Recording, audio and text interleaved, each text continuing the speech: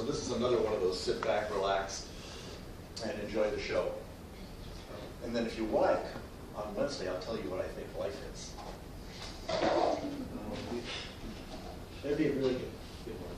Okay.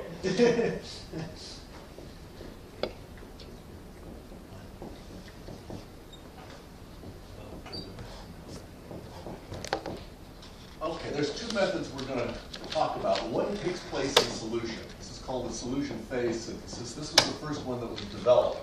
It's gone through a number of refinements, but basically this is what it is. What we need to do is figure out how to take one amino acid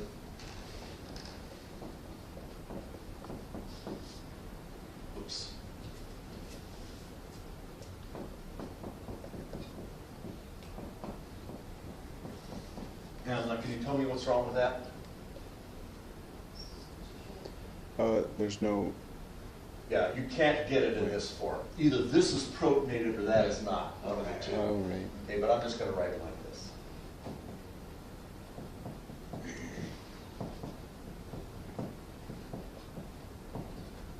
That's how we generate the picture. Yeah. You'll see them written like this, even though they never are. Well, actually, they are that way in a solid state. They're not now. But not in water, Right. not in aqueous solution. The problem is we want to hook this nitrogen to that that carbon right there. So how do we prevent this nitrogen from adding to that carbon, this nitrogen adding from this carbon in another molecule, the second molecule, and so on and so forth? So what we've got to do is make liberal use of protecting groups. And you've seen that once before when we were talking about the acetal protecting groups. So here's how it's done. You start out with your amino acid 1, and I'll write this out like this. Well, I'm going to write it backwards.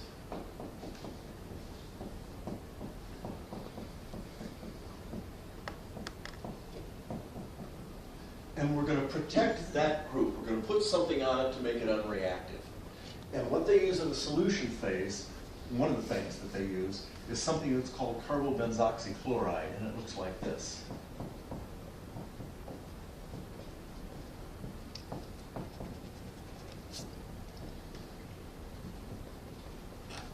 Okay. That structure will be repeated over and over again. There's a number of protecting groups, even activators, and if you look closely, you'll see that the only thing that changes from one to the other is what this group is. So this is called carbobenzoxychloride.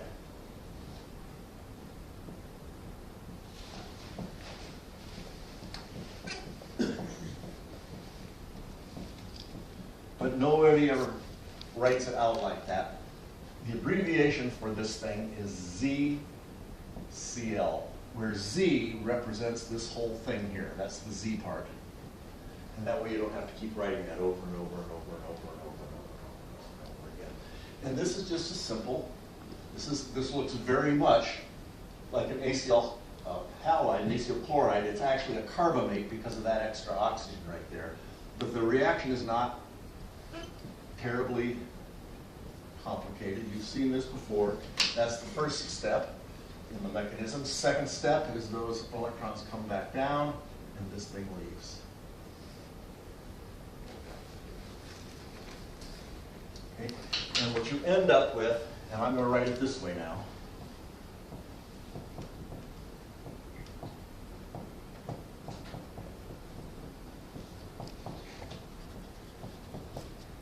Or first amino acid with its amino group protected by this carbobenzoxy. Okay, now that I've taken this nitrogen out of the mix, I can activate this. Remember this, if I want to form an amide bond here, I don't have a good leaving group. The way we used to do it is to convert this into an acyl chloride or an acyl bromide or something like that using SOCl2 or PBr3, but those things are so reactive that they often react with stuff on the side chain, so that's impractical. So we activate with something slightly milder, a variation on this called ethyl chloroformate.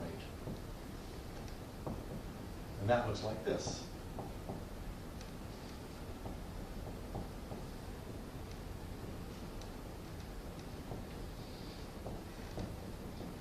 And you'll see the only difference between that thing and this thing is what's hanging off here. Oh, and I should put the, there's a base involved in this, ET3. Partly what that does is this thing reacts with that, and so keeps this from reacting with this. And now when you react it with the ethyl chloroformate, there's no base there. Okay? So now, this thing, the oxygen here, excuse me, yeah, the oxygen here reacts with that, and we go up, and then we go back down, and this comes off. And now you have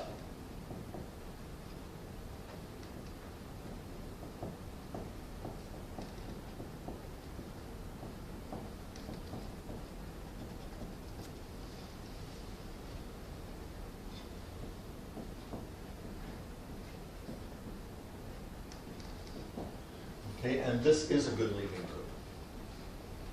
Okay, so now I've done two things. I've protected the amino group of this first amino acid, so it will not react. One of these will react with one of those, and now I put in amino acid number 2.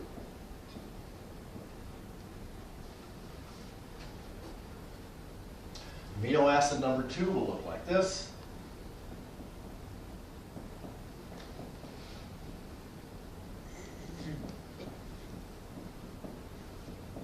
Again, same mechanism, up and then down and out. And now what I've got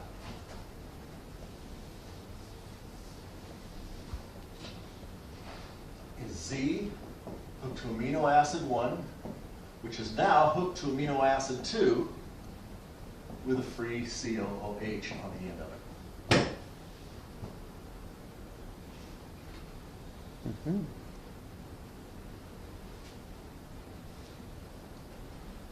What do I do if I want to add a third amino acid? It's already got the Z on the nitrogen, so you would just use your ethyl chloroformate again. Yep. You're going to use your ethyl chloroformate again, to activate this, and then amino acid 3. And I just keep doing that over and over and over again until I end up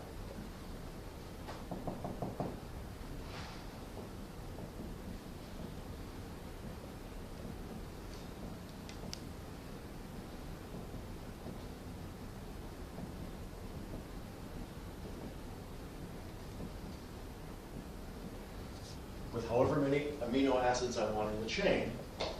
Once I've got my chain of amino acids, the last thing I need to do is remove this thing. And that they generally do with hydrogen and a palladium callus, just a hydrogenation, and that gives me my peptide.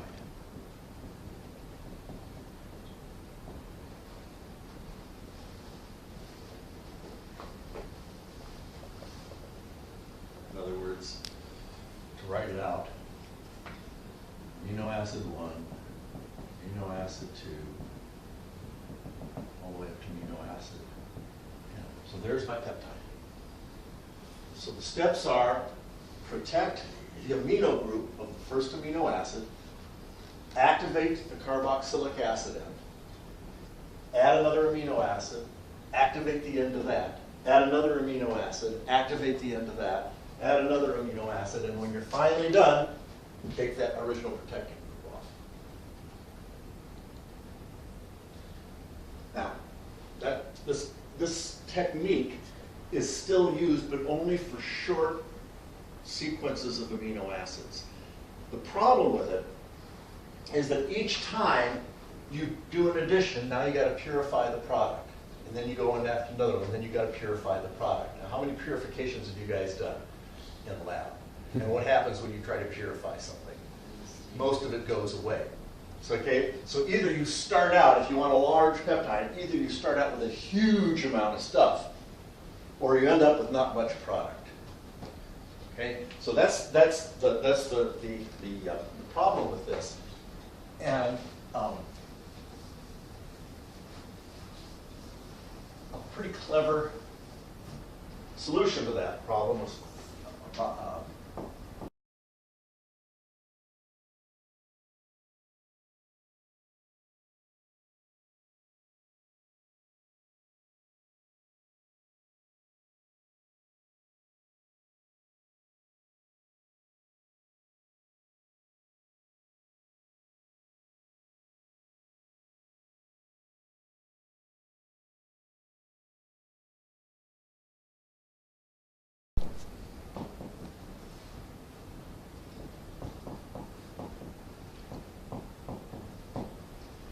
and what he did was he took styrene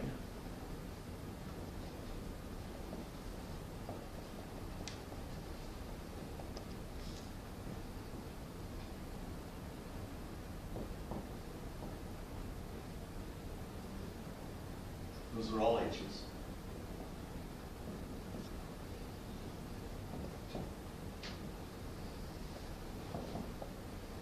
And a variation of styrene.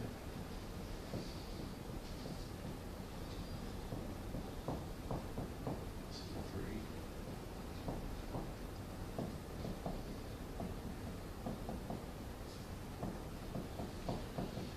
Okay, you remember that reaction. Don't think back to alkenes. Polymerization, exactly. So what he did was he made what's called a Merrifield resin. And what that looks like is this.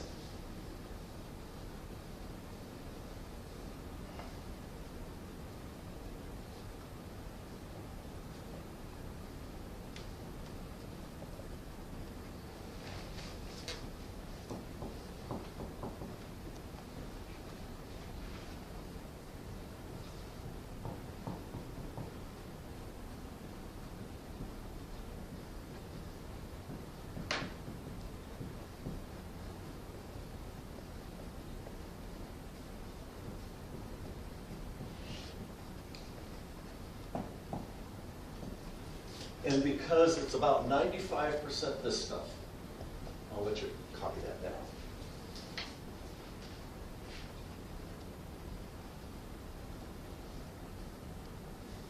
Okay.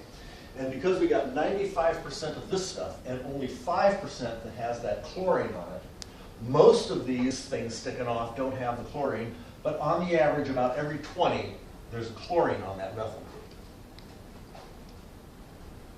Okay? And then he did this. He started by taking an amino acid,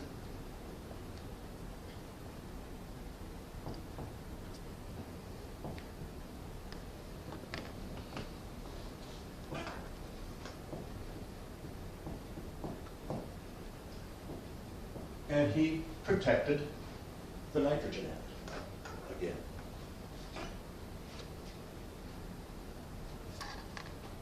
Only he couldn't use the ZCl, and the problem with using the ZCl was, in order to take it off, you need hydrogen and a palladium catalyst.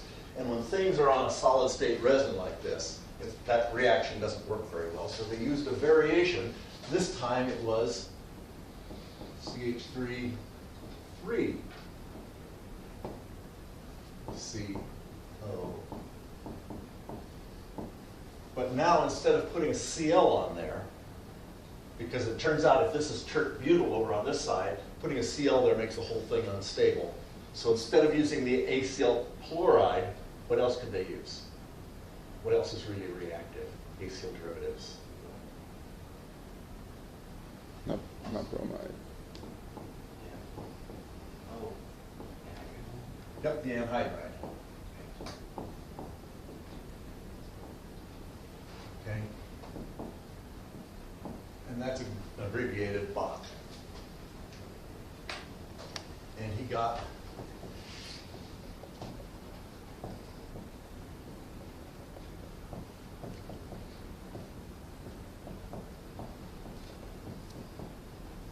a Bach protected amino acid. So it's only through the center oxygen, right? Yeah. So What's going to happen is that this oxygen is going to attack that, Mhm. and you're going to end up with the same sort of a thing on the nitrogen. Well, let me draw it out just so you can see what's going on.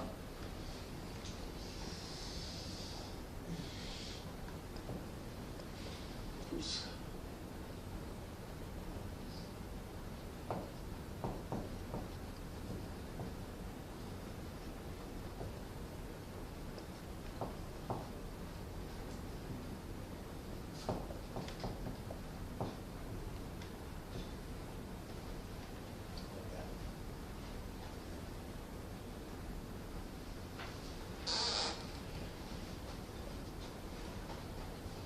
Then he took this stuff and he reacted it with the resin.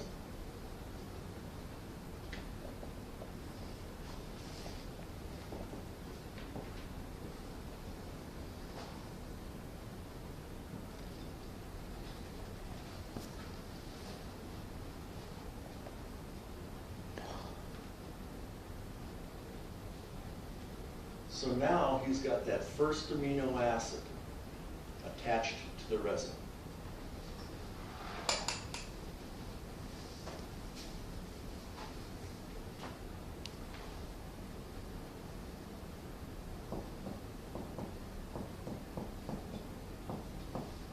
This protecting group still on.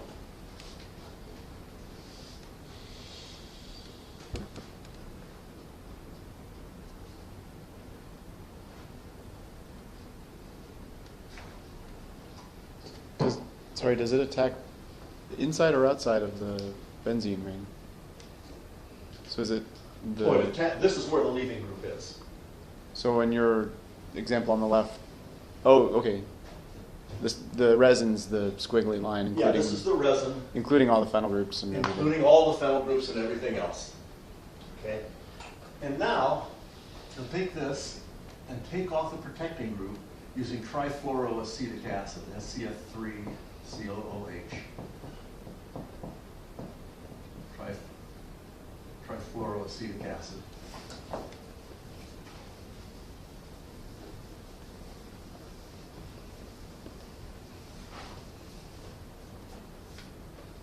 And that gives you the resin and amino acid 1 with a free NH2 group.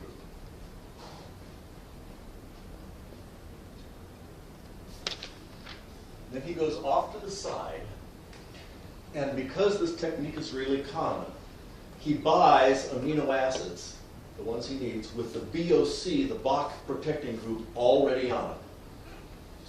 Orders those from Sigma Aldrich or someplace. So he doesn't have to do that reaction. And he takes the BOC protected amino acid 2, which has a free COOH group, and he reacts that with something called dicyclohexylcarbodiamide, which looks like this.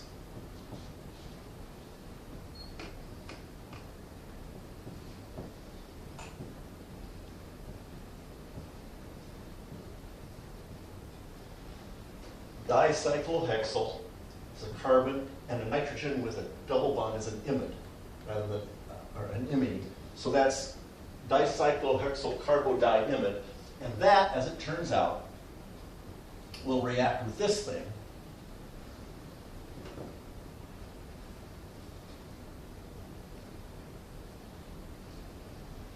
And give you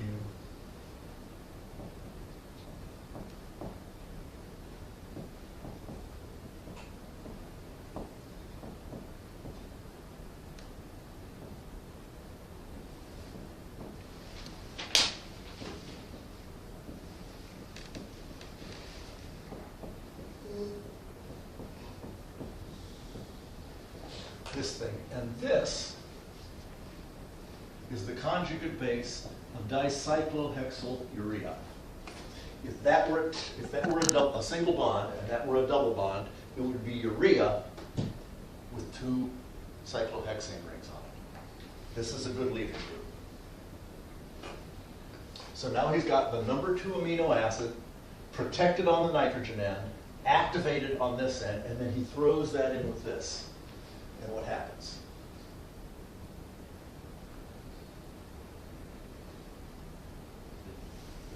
Sit on that.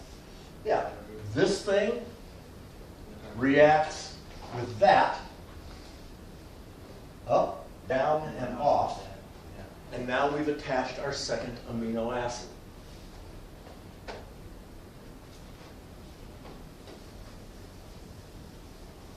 So schematically, it looks like this.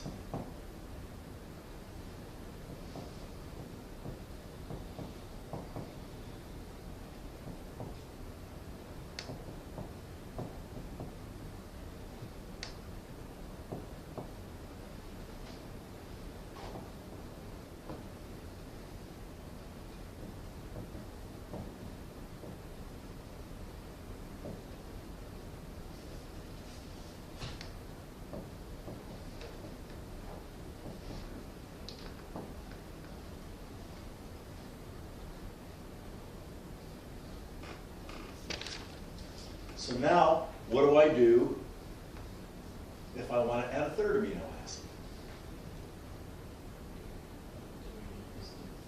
You do the same thing. You take this Bach group off, protecting group off with trifluoroacetic acid. Then you add the Bach protected, activated,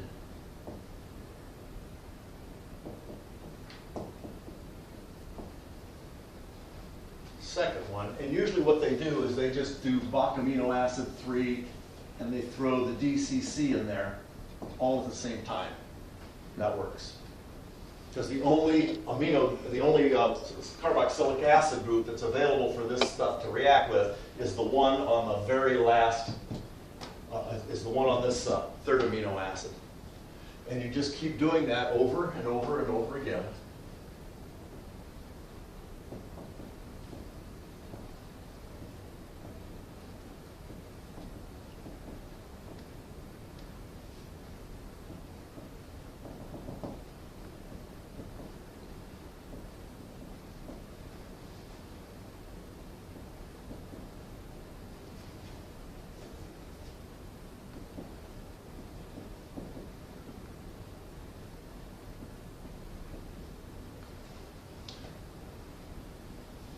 Put the amino acids on there one at a time until you finally end up with this stuff.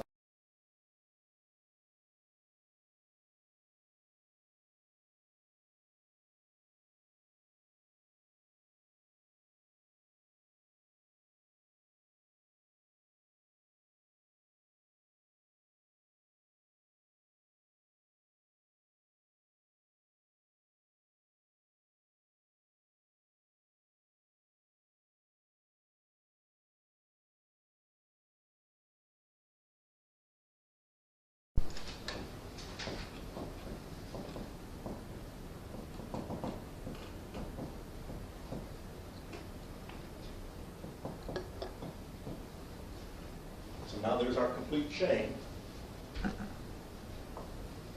And if you use anhydrous hydrofluoric acid, HF, that not only takes the Bach group off, but it releases this from the resin. And you end up with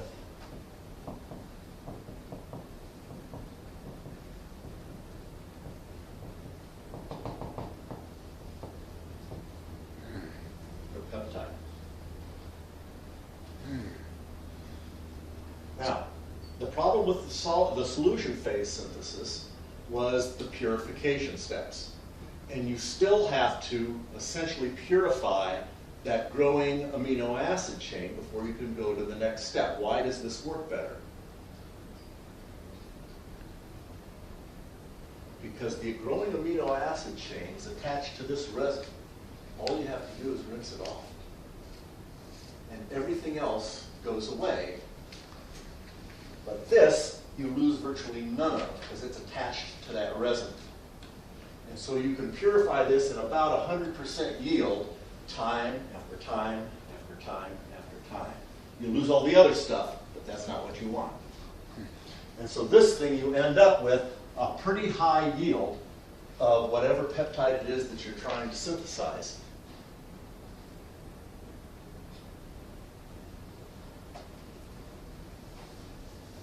Compared to what you would get in the solution phase.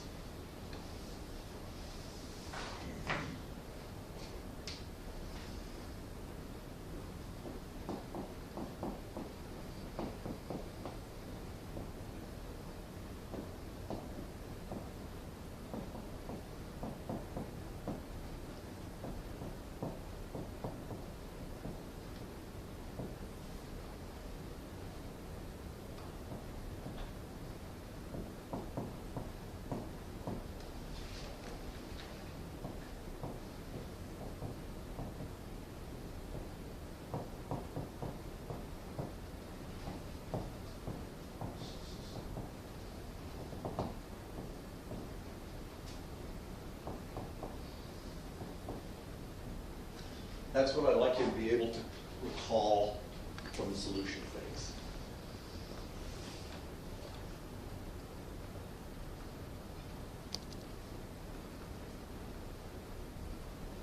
Okay, and the other thing that's different between the two is in this synthesis, the first amino acid is at the end terminus of the protein. The one that ends with a free amino group.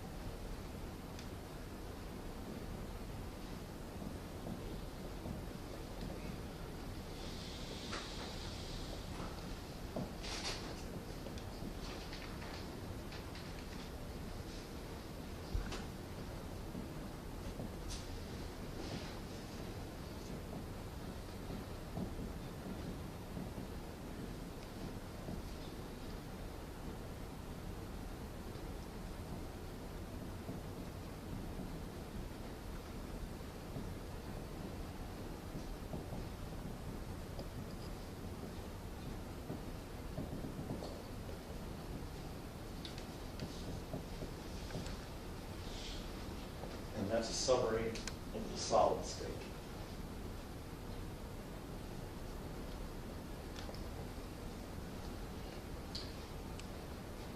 And notice that in this case, what attaches to the resin is the carboxylate end of this thing. So now you're making the amino acids starting at the carboxyl terminus and moving towards the amino terminus, whereas this way you're constructing it backwards. So essentially, this constructs the protein from one end, this constructs it from the other end. So if you were to try and synthesize the same thing, then you would go N, You 10, 9, 8, 7, 6, 5, you 4. put the acids into the thing in reverse order.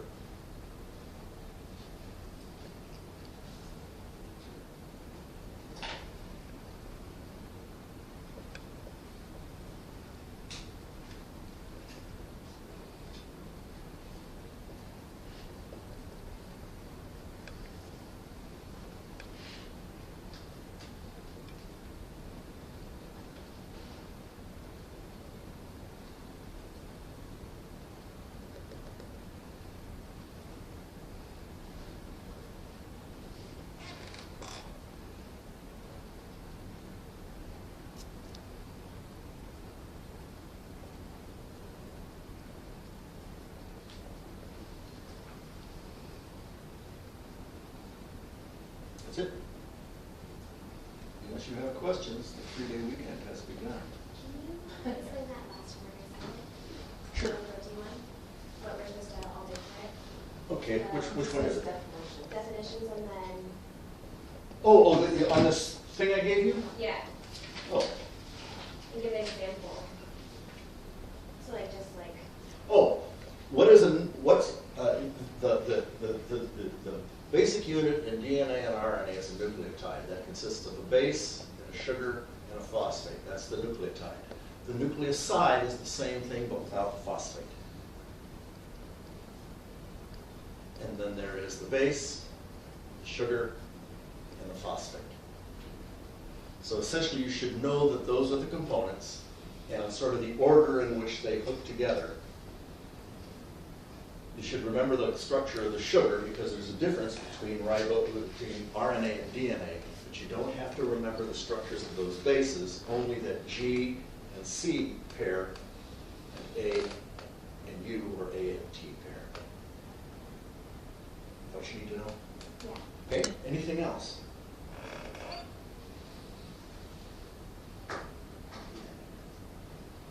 Not yet. Not yet. So, in reviewing these two, I want to make sure I copied this down correctly. The two reactions add in opposite order. Yeah. Solution phase adds to the carboxylate end because you're protecting the amino end, No, right? in the solution phase, you protect. You protect. Then you activate. Yes, the that's right. carboxylate end. So you That's add right. it to the carboxylate Right, end. right. The solid state, the carboxylate end is protected, and you're adding it to the amino end. Yeah, and the carboxylate is not so much protected as it's stuck on the resin. That's what's sticking the thing That's to the right. resin. So you're right. The resin essentially protects the carboxylate end. It also keeps it around while you're trying to get everything else out of there. And that's its main advantage. And now they have machines that do this. You just put the reagents in little containers in the machine. You tell it what order you want the amino acids in there, and the machine then you go have a beer, and the machine synthesizes your protein. What is this different? Why do we want to get a protein? There It's are, probably a stupid question. But no, it's not a I mean, I stupid. can understand analyzing a protein, but why are we going to go with that? Suppose that you're studying the effect of different side chains on the properties of proteins. You don't want to be restricted to just sequences that are available naturally, besides which, suppose you want to study one that's six amino acids long. Where are you going to find that? Well, maybe you can find that, if you're lucky, you can find that sequence in a protein someplace, and then you have to digest the entire protein and save that sequence. So if you want a specific sequence of amino acids, you do it this way. You might, for example, be saying, okay, what would happen, is there any way I can improve insulin, for example?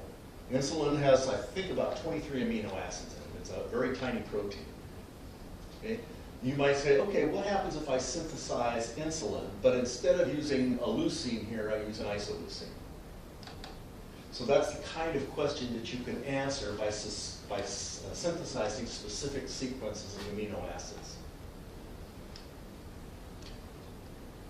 And this is only determining like the primary structure. Yes. This So- is primary structure only. Do I have to wait till biochem to talk about synthesizing into like quaternary structures? It turns out that they used to think that the primary structure, the sequence of amino acids, determines what the folding will be, what the secondary and tertiary structure would be. It turns out that's not the case. That in the actual synthesis of proteins, especially enzymes, there are other enzymes that catalyze the thing folding into the right shape. And you've heard of prion diseases? Yeah. Yeah, mad cow disease. That's that's a disease that's caused by a naturally occurring protein that folds into the wrong shape. And somehow, if you get that in your brain, it induces other natural proteins that have the right shape in your brain to fold into the wrong shape, and that's where those amyloid plaques come from. Okay, so there's a quite active body of research going on trying to figure out how to determine three-dimensional the second and tertiary structure from sequence. How does that work out? And that's how they discovered that it's not a given thing. The primary sequence does not determine the folding. So there's really no way to guarantee, to synthesize this thing and have it fold into a particular secondary and tertiary structure. The secondary structure is to a greater extent determined by the sequence, because the alpha helix generally forms if you have large side chains, and the beta sheet if you had small. But the overall folding, that tertiary structure and quaternary structure, are outside my scope of practice. It's interesting. Long time ago, was helping somebody with a distributed computing competition and setting up computers to chug tasks, and it was protein folding. And so I didn't have any idea what that meant, but Now you do. neat. Anything else? You guys have a great 3-day weekend. I will see you next Wednesday. And a week from Wednesday, we'll do the last midterm. And then a week after that, unless you'd rather do it earlier, we'll do